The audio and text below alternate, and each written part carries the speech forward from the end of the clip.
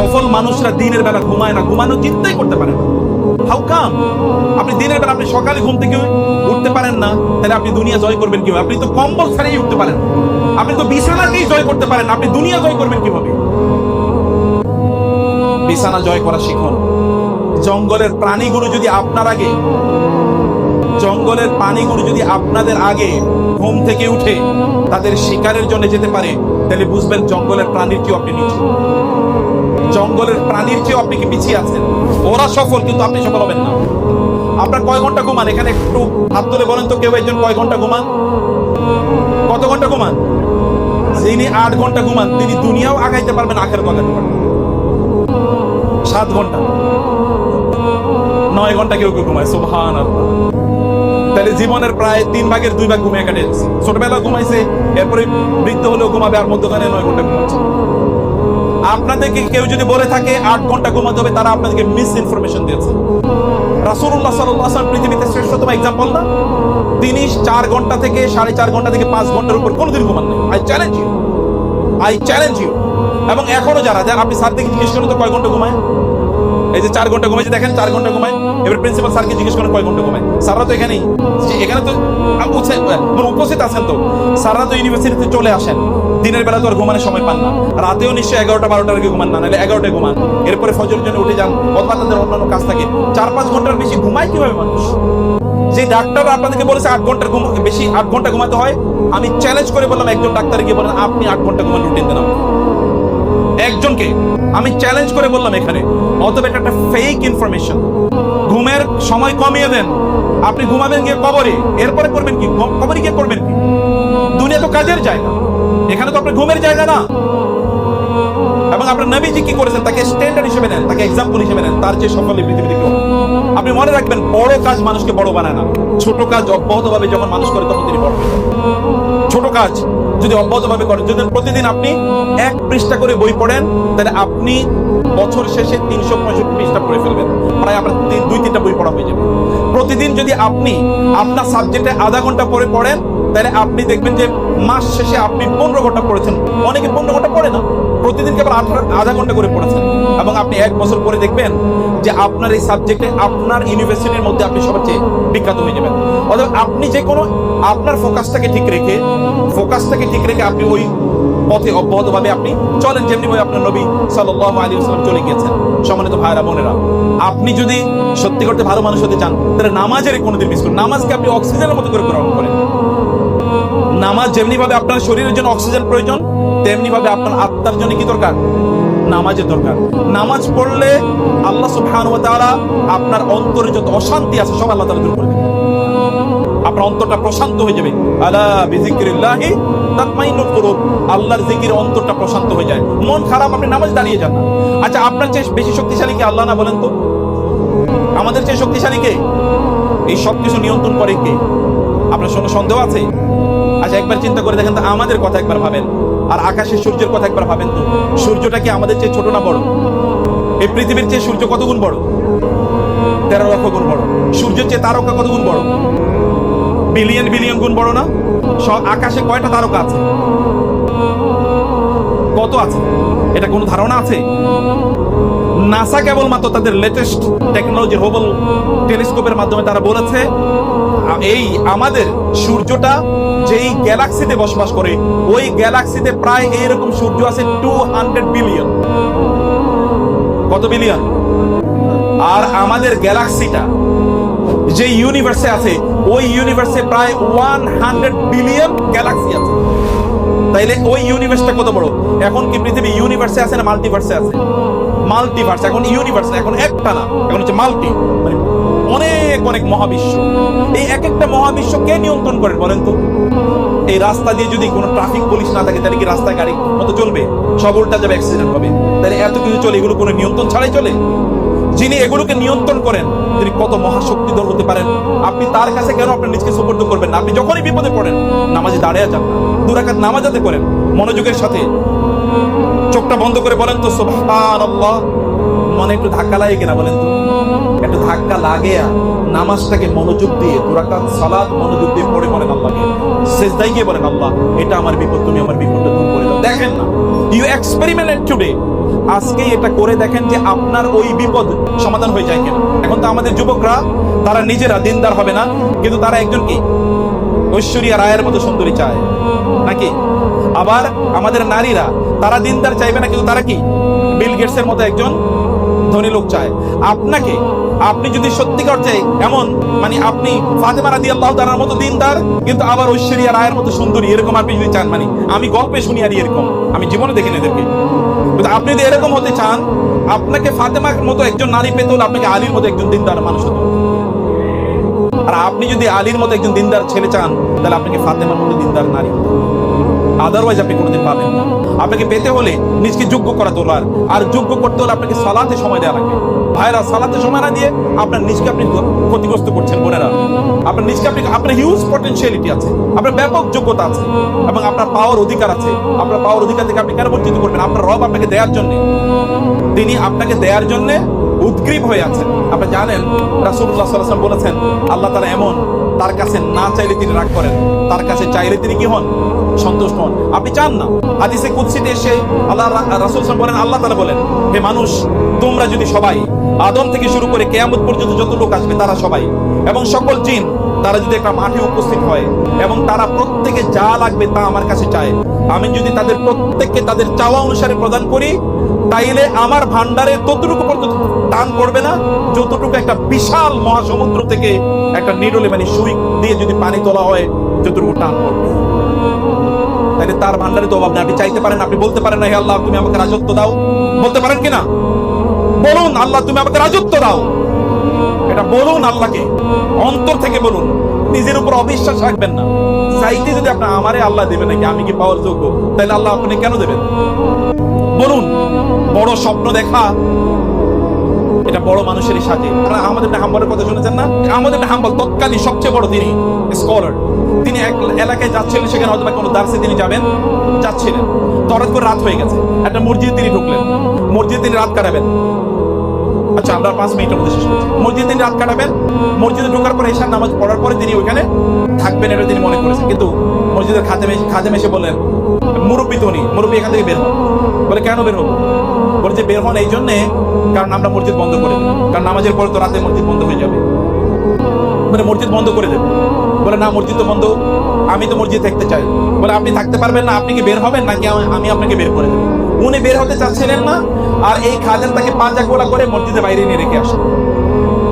এখন তিনি রাস্তায় বসে আছেন, চিন্তা করলেন যে আমি এখন যাবো কোথায়, আমি কি যাবো কোথায়? কারণ তখনকার যুগে তো আর, এখন থেকে আমি 1200 বছর আগের কথা বলছি, তখন তো এরকম হোটেল মোটেল, জামা কাপড়ে যদি কোনো ময়লা লেগে থাকে সাবান দিয়ে ধুইলে যেমনি ভাবে এটা পরিচ্ছন্ন হয়ে যায়, তওবা এবং ইস্তেগফার করলে এভাবে আপনার গোটা জীবনটা পরিচ্ছন্ন হয়ে যাবে। একজন নারী তিনি জেনা করেছেন এবং একজন পুরুষ, দুজনই এরকম দুটো ঘটনা এবং দুটোই সহিহ বিশুদ্ধ ঘটনা। নারী রাসূলের কাছে আসলেন এবং বললেন, ইয়া রাসূলুল্লাহ, আমি জেনা করেছি, আপনি আমাকে শাস্তি দেন। আপনি জানেন জেনার শাস্তি কি? রাসূল বলেন, ঠিক আছে, তোমার বাচ্চা হোক, তারপরে আসো। বাচ্চা হওয়ার পরে বলেন, ইয়া রাসূলুল্লাহ, আপনি আমাকে শাস্তি দেন। বলে না, ওকে দুধ খাওয়াই আসো, ও বড় হোক। দুধ খাওয়ানোর পরে তারপরে তার বাচ্চাকে নিয়ে তিনি এসে দেখালেন, ইয়া রাসূল, এই যে দেখেন বড় হয়ে গেছে, এখন আর মায়ের দুধ খাওয়া লাগে না। রাসূল সাল্লাল্লাহু আলাইহি ওয়াসাল্লাম এবার তাকে শাস্তি প্রদান করলেন। ওমর রাদিয়াল্লাহু আনহু বললেন, কি নির্লজ্জ মহিলা, এরকম একটা অপরাধ করলো। রাসূল বলেন, ওমর এবং অন্য সাহাবীদেরকে বলেন, নো, তার ব্যাপারে কোনো কিছু কথা বলা যাবে না। আল্লাহর কসম, তিনি এমন ভাবে তওবা করেছেন, তার এই তওবা যদি গোটা মানব জাতির মাঝে বন্টন করে দেয়া হয়, তাহলে মানব জাতির জন্য একটা তওবাই যথেষ্ট। কোয়ালিটি কি, তওবার কোয়ালিটি কি, মানুষের জন্য এই তওবাই যথেষ্ট। মুসা আলাইহিস সালাতু ওয়াস সালাম তিনি ইস্তেসকার নামাজ পড়লেন। গল্প আবার বলছি, ঘটনা, ইস্তেসকার তিনি নামাজ পড়েছেন। এরপরে ইস্তেসকার নামাজ পড়লে তো বৃষ্টি প্রার্থনা নামাজ, বৃষ্টি হবেই। মুসা নামাজ পড়েছেন, বৃষ্টি হবেই। তো বলা হলো যে আমার বৃষ্টি হচ্ছে না কেন, এরপরটা মানে ইস্যু বলো যে তোমার এখানে এমন একজন লোক আছে যে এমন একটা অপরাধ করেছে যে অপরাধের কারণে বৃষ্টি হচ্ছে না। মুসা আলাইহিস সালাম বললেন, এমন কে আছো যে এমন অপরাধ করেছো তোমার কাছে তোমার কারণে বৃষ্টি হয় নাই, তুমি এখান থেকে বের হয়ে যাও। আচ্ছা, কেউ কি বের হবে? কি মনে হয় বের হলে তো এভরিওয়ান উইল স্পট এই লোকটাই খারাপ, এর কারণেই হয়েছে, এরপরে ফেসবুক গরম হয়ে যাবে নাকি? লোকটা আর বের হলো না। কিছুক্ষণ পরে কি, আধা ঘন্টা 10-15 মিনিট বা আধা ঘন্টা পরে জোর করে বৃষ্টি হচ্ছে। মুসা আলাইহিস সালাম বললেন, আল্লাহ, ঘটনা তো বুঝলাম না, বৃষ্টি হলো না, এক লোক আছে এখানে এই কারণে, তো সেই লোক তো বের হলে তাহলে বৃষ্টি এখন কেন হলো? তখন তাকে জানানো হলো যেই লোকের ব্যাপারে বলেছি যে তার কারণে বৃষ্টি হয় না, এবার তার কারণে বৃষ্টি হয়েছে। বলে বলেন কি? বলে হ্যাঁ, তিনি এমন তওবা করেছেন যেই তওবার কারণে আল্লাহ এমন সন্তুষ্ট হয়েছেন যে তার এই তওবার কারণে আল্লাহ তাআলা এবার বৃষ্টি দিয়ে দিয়েছেন। তওবা করুন, আপনি করবেন না কেন? আপনি করবেন না কেন? আপনি অন্যায় করলে, অপরাধ করলে আপনি আল্লাহকে বলুন, রাতের অন্ধকারে বলুন, দিনের আলোতে বলুন, আপনি বিড়বিড় করে বলুন আল্লাহকে। আল্লাহ সুবহানাহু ওয়া তাআলা আপনাকে একজন ভালো, একজন পবিত্র মানুষে পরিণত করে দেবেন। আপনার ছাত্র, আপনাদের পড়াশোনা কিভাবে করছেন? আপনি ছাত্র, পড়ায় আপনার কতটুকু সময় কাটাচ্ছেন? ডেইলি কতটুকু সময় কাটান পড়ার জন্য? আপনি যদি ডেইলি, সালাফরা কি করেছেন? আব্দুল্লাহ ইবনে সাল্লাম রাদিয়াল্লাহু তাআলা রাসূলুল্লাহ সাহাবী, সময়টাকে 3 ভাগ করেছেন। এক ভাগ পড়াশোনার জন্য, আরেক ভাগ ইবাদতের জন্য, আরেক ভাগ নিজের জন্য। এইভাবে তারা জগৎ শ্রেষ্ঠ হয়েছেন। আপনি কেন একজন আবু বকর হতে পারবেন না, যার ব্যাপারে রাসূল বলেছেন আরহাম উম্মতি বিউম্মতি আবু বকর, আমার উম্মার মধ্যে শ্রেষ্ঠতম রহমওয়ালা হলো আবু বকর। আপনি কেন একজন আবু উবাইদা ইবনে জাররাহের মতো হবেন না?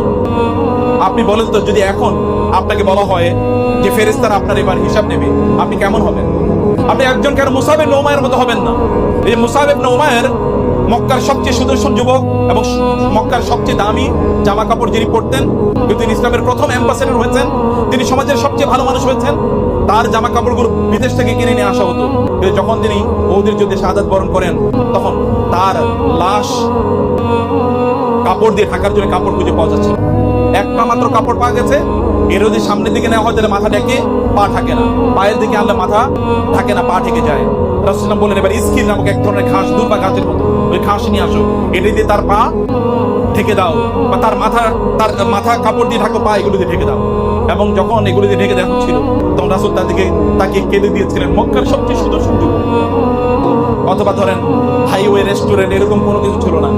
অতএব তিনি থাকবেন কোথায়? কেউ তাকে আবার চেনেও। এখন তো আর ফেসবুক, ইউটিউবের মতো তখনকার এমন কোনো সোশ্যাল মিডিয়া ছিল না বা টেলিভিশন ছিল না যে লোকেরা তাকে চিনবে। অতএব এই কারণে তিনি রাস্তায় বসে আছেন। এর মধ্যে ওই দিক দিয়ে একজন মানে বেকার পর্যন্ত, বেকার না বেকার, যিনি কেক বানান মানে রুটি বানান, এরকম একজন লোক এদিকে যাচ্ছিলেন। যাওয়ার পরে দেখবেন বৃদ্ধ লোক বসে আছেন। আপনি এখানে বসে আছেন কেন? বলে আমি মসজিদে থাকতে চেয়েছি, কিন্তু মসজিদ আমাকে থাকতে দিল না। তিনি বলেন আচ্ছা ঠিক আছে, কোনো সমস্যা নেই, আপনি চলেন আমার বেকারিতে চলেন, আমি আপনাকে আমার বেকারিতে রাখবো। আমি বাসায় যেতে চাচ্ছিলাম, বাসায় যেমন আপনি আমার বেকারিতে থাকবেন। ওনাকে বেকারিতে নিয়ে গেলেন, নিয়ে তাকে একটু থাকতে দিলেন। কিন্তু এই যে বেকারির মালিক যিনি, ইনি সাধারণত রাতে রুটি বানান, দিনের বেলা রুটি বিক্রি করবেন। তিনি রুটি বানাচ্ছেন আর তিনি পড়ছেন সুবহানাল্লাহ, আলহামদুলিল্লাহ, আল্লাহু আকবার, লা ইলাহা ইল্লাল্লাহ। কারণ কাজ নেই, রুটি বানাচ্ছেন আর তিনি তাসবিহ করছেন। ওই যে আহমদ ইবনে হাম্বল ইমাম, যুগের সবচেয়ে বড় আলেম, তিনি অবাক হয়ে তাকাচ্ছেন, এই লোক রুটি বানায় আর তাসবিহ পড়ছে। সাধারণত রুটি বানায় যারা এরকম কাজ করে তারা এরকম করার কথা না, তাসবিহ পড়ছে আর সারা রাত এরকম করেছে।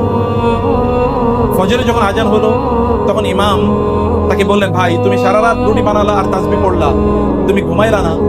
বলো না আমি তো ঘুমাই না, আমি রুটি বানাই।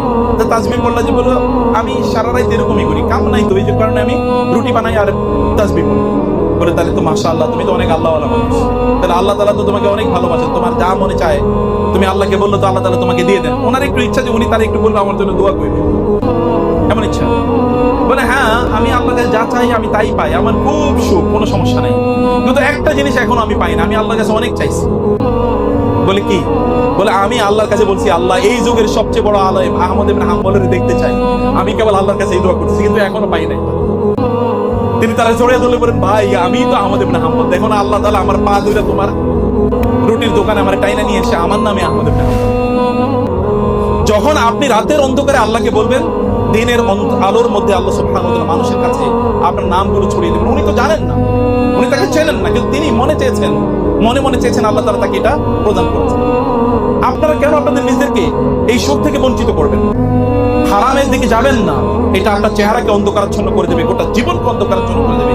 আপনি জানেন তো, গান শুনে অন্তরে নেফাকি তৈরি হয়, তখন ইবাদতের স্বাদ পাবেন না। কোরআন তেলাওয়াত শুনে আপনি মজা পাবেন না। কোরআন তেলাওয়াত শুনে কেঁদেছেন কবে বলেন? আপনারা এখন দেখেন, এখনো ইউটিউবে আপনি সার্চ করেন, দেখবেন যে কোরআন তেলাওয়াত শুনে কাঁদা, এরকম দেখেন হাজার হাজার দৃশ্য। আপনার কি কোনোদিন এরকম কাঁদতে মনে চায় না? কোরআন তেলাওয়াত শুনে আপনার অন্তরে একটা ইম্প্যাক্ট তৈরি হোক, একটা ধাক্কা তৈরি হোক, আপনার ভালো লাগুক, এটাকে আপনি চান না? চাইতে হলে আপনাকে হারাম জীবন থেকে মুক্ত থাকতে হবে। আপনি এর মধ্যে প্রিয় বন্ধুরা যদি গুনাহ করে থাকেন নো প্রবলেম, তওবা করুন, ইস্তেগফার করুন। তওবা ইস্তেগফার একটা ডিটারজেন্টের মতো, একটা সাবানের মতো। যার জামা কাপড় মক্কায় তৈরি হতো না, সিরিয়ায় তৈরি হতো, যার পারফিউম মক্কায় বিক্রি হতো না, সিরিয়া থেকে আনা হতো, সেই যুবক আজকে যখন তাকে কবর দেওয়া হচ্ছে তখন তার জন্য যথেষ্ট পরিমাণ কাপড় পর্যন্ত, তার জন্য কাপড় নাই, হয়েছে কি হয়েছে, কিন্তু গোটা পৃথিবীর যুবকদের কাছে তিনি সেলিব্রিটি হয়ে গেছে। আপনি কেবলমাত্র ক্ষণিকের উত্তেজনা, ক্ষণিকের এনজয়মেন্ট, এন্টারটেনমেন্ট, ক্ষণিকের কেবল সেলিব্রিটি, এটা হয়ে লাভ কি? আপনি পার্মানেন্ট সেলিব্রিটি, যেন লোকেরা আপনাকে শ্রদ্ধা করে, আপনাকে সম্মান করে, আপনার নবীর চরিত্র যেন আপনারা লালন করতে পারেন। এখন আপনাকে প্রচুর পড়তে হবে, প্রচুর পড়ুন, ডেইলি পড়ুন, নতুন বই পড়ুন। হাজবি জাবি বই পড়বেন না যেগুলো আপনাকে ক্ষণিকের আনন্দ দেবে কিন্তু আপনাকে সত্যিকার অর্থে মানুষ বানাবে না, আপনাকে ইনফ্লুয়েন্সিয়াল বানাবে না, সমাজের জন্য ইম্প্যাক্ট তৈরি করবে না।